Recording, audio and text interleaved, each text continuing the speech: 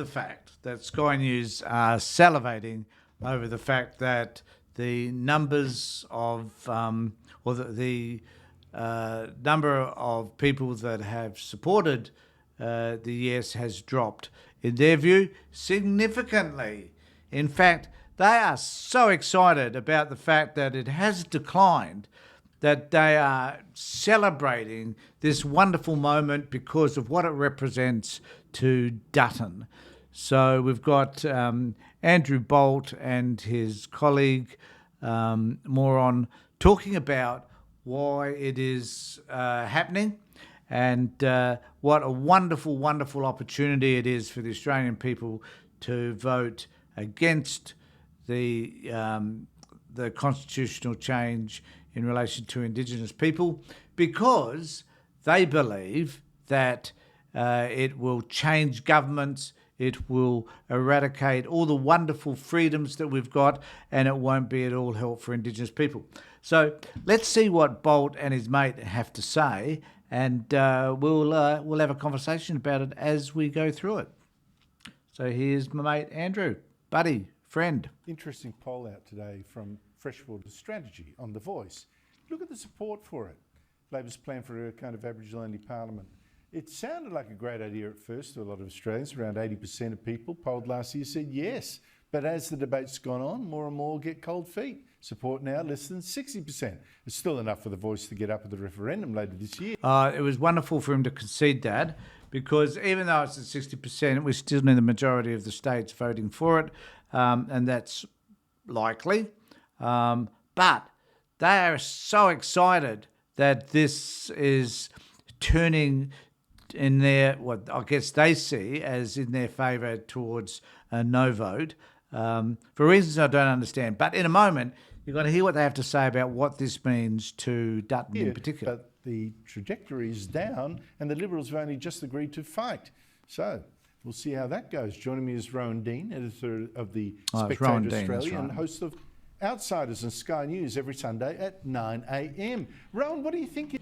You got to watch this. I think that this man thinks he's hilarious, but he just looks like a man who is endeavouring to be as relaxed and as cool as possible, but in what he's about to do just indicates what an odd person he actually is. It's changing people's minds. Well, Andrew, sorry, you just caught me mid-dinner. I've just been eating with my fingers. I don't know what your problem with Ron DeSantis. Oh, that you've got to admit that is so hilarious, isn't it? So, don't you think? That is just so hilarious. And Donald Trump is. Anyway, sorry, what was the question? Oh, yeah. Okay, The Voice. Yes, what is clearly happening, what fantastic news we saw last week or yesterday, today, with Peter Dutton coming out so strongly against The Voice, saying no to The Voice, and now, we've got Jacinta Price. Over a year ago, I was saying all I want to see is Peter Dutton and Jacinta Price standing side by side. I said it at the CPAC conference, said it on Outsiders, said it on this show. Please, can we, Australia, just see Peter Dutton and Jacinta Price standing side by side, talking about the real problems in Indigenous Australian remote communities. And I think this amuses me. I can't understand why suddenly Jacinta Price and Peter Dutton sitting together is going to change what has been a problem for decades, if not for 100 years. And suddenly a miracle is going to happen because Dutton will see the light, and that whatever the Indigenous issues are will suddenly be resolved because Jacinta Price, herself identified as an Indigenous person, is going to change all of this. So Jacinta Price, for whatever reason, according to Dean, has the Holy Grail. So she's going to be able to resolve these issues, they're going to be sorted, and the world is not only going to be good, but according to Dean, it's going to change for everybody, particularly Peter Dutton. instead of all this rubbish about The Voice. And thank God we're seeing it now. And this does spell, I reckon, the end of The Voice. I'm very optimistic. I think this is going to be the making of Peter Dutton, and I think this is going to take him to the lodge. And I think we are going to see the making of Peter Dutton, and it's going to take him to the lodge. No, it isn't.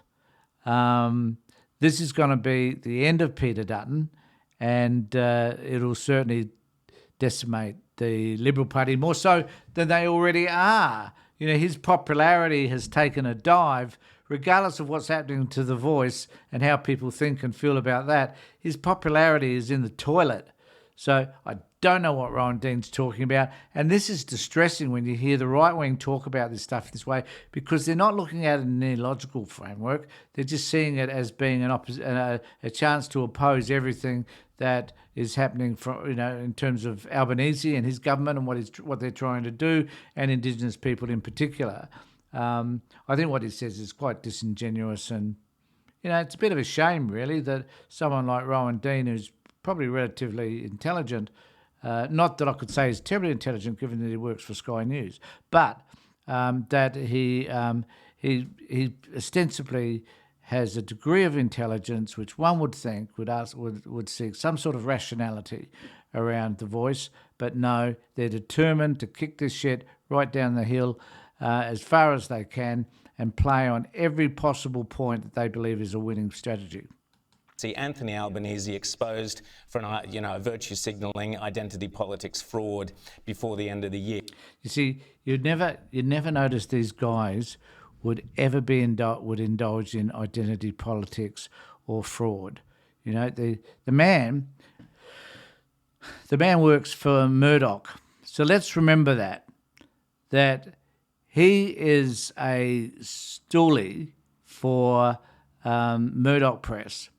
And he spouts the political line based on what Murdoch tells them they should be doing.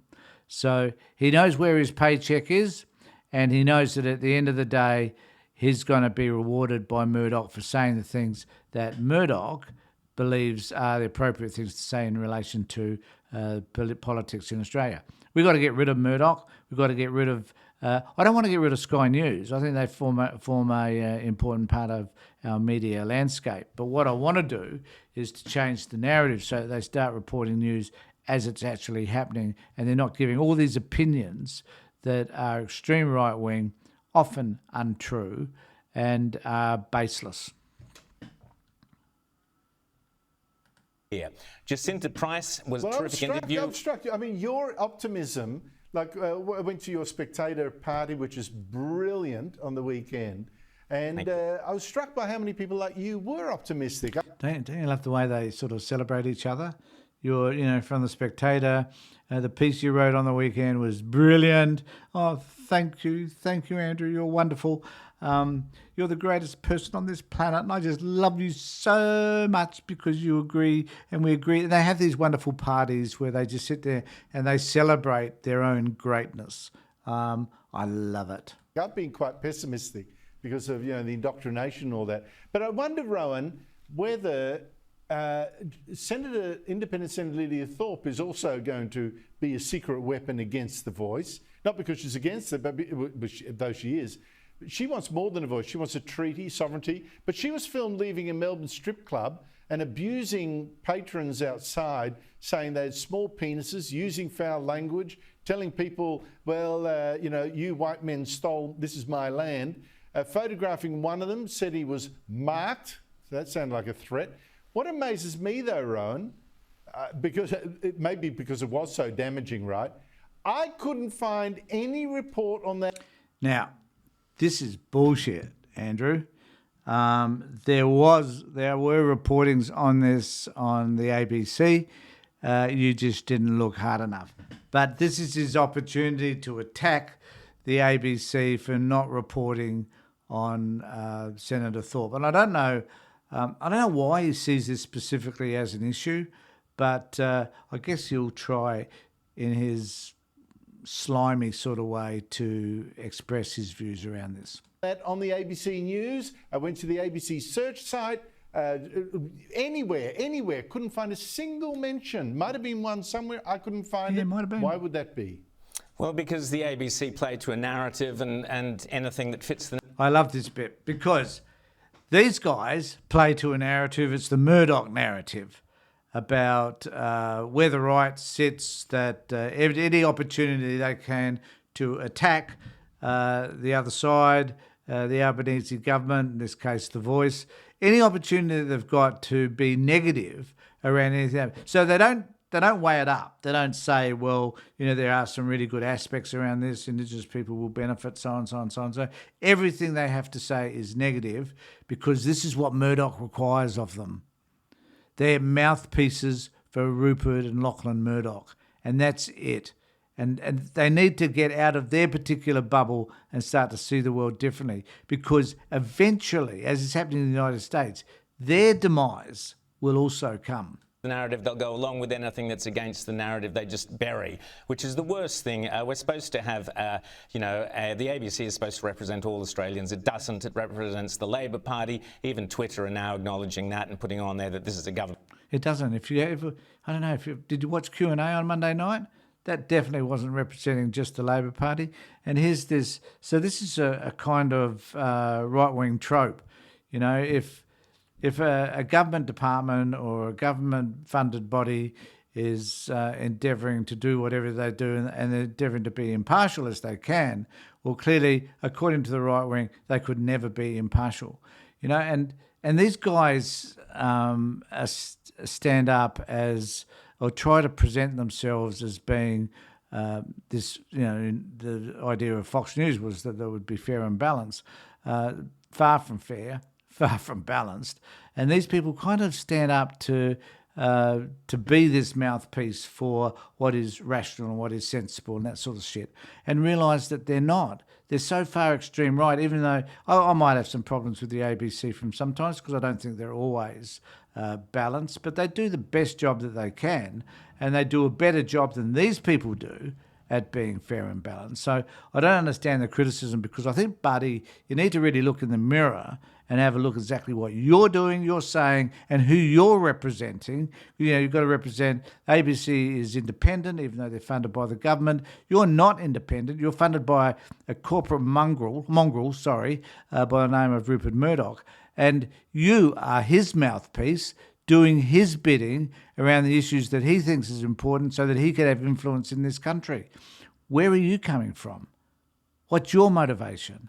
Government-funded organisation, so just ignore it like you would Pravda or any other government-funded organisation or mouthpiece. What's fascinating about Lydia Thorpe, of course, I was trying to work out whether the guy was marked because he had a small penis or he was marked because he was on stolen land. Maybe both. Who knows? But the great thing about Lydia Thorpe is that she exposes there's two great things about her. One, she exposes, there's no filter, she exposes exactly what the agenda of The Voice is. And The Voice is the kind of touchy-feely... So this fascinates me. It doesn't matter what Thorpe does. That if she is against The Voice, then she is worthy of note. She's what she says and what she does is important according to them. Not that she's acting badly, not that she's a terrible representation of Indigenous people, not that she speaks roughly, rudely, and in ways which are about, I guess, bullying, basically, of people. I'm not suggesting for a moment that the people that said and did the things to her were helpful either. The best thing she could have done was to walk away. She shows a sense of immaturity, which these guys exhibit as well. But because she sits on their side of the fence in relation to The Voice, they will present accolades around her. They will not talk about her behaviour as being unhelpful. They will talk about her ideas as being helpful because they're aligned to theirs. So you could in effect be a mass murderer but still have really great ideas according to them, and whatever the behaviour is excusable. And I just think that there needs to be a better way of viewing this. They need to be challenged about their own hypocrisy in supporting someone like Thorpe, and particularly their hypocrisy in supporting the no vote for The Voice. So let me know what you think below. You can contact me, as I keep telling everybody, on this email address, and you can certainly put comments below. I'd be really interested to hear from you as well. So please do so, and please subscribe to my channel. Okay, thanks everybody. Take care, look after yourselves, and more importantly, be safe.